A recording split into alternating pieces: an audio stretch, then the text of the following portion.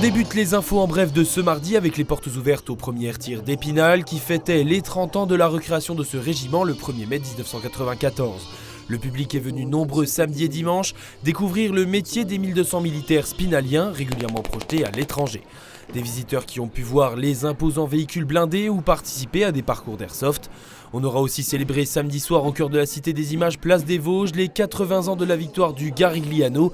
Cette bataille de mai 1944 qui, au prix du sang des tirailleurs, a permis aux Alliés de progresser lors de la campagne d'Italie. Et d'hier à aujourd'hui, le drapeau du premier air tir a reçu la croix de la valeur militaire pour ses opérations dans la région du Sahel.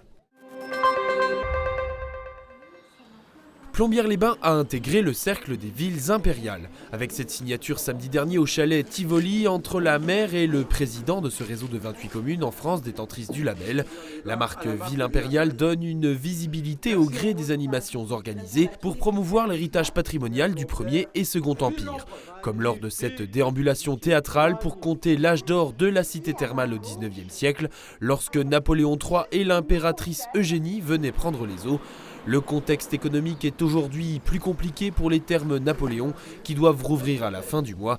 Quant à l'empereur, il fera bientôt son retour sous la forme d'une statue sortie des collections de l'État et rendue à la commune.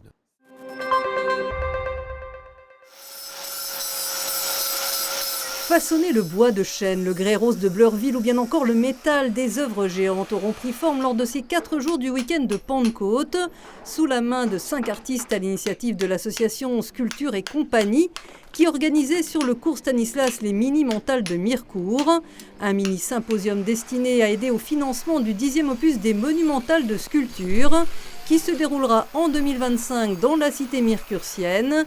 Une fois terminées, les sculptures devaient être vendues au prix de départ fixé à 1 500 €. Des concerts étaient aussi programmés ainsi qu'un marché du terroir.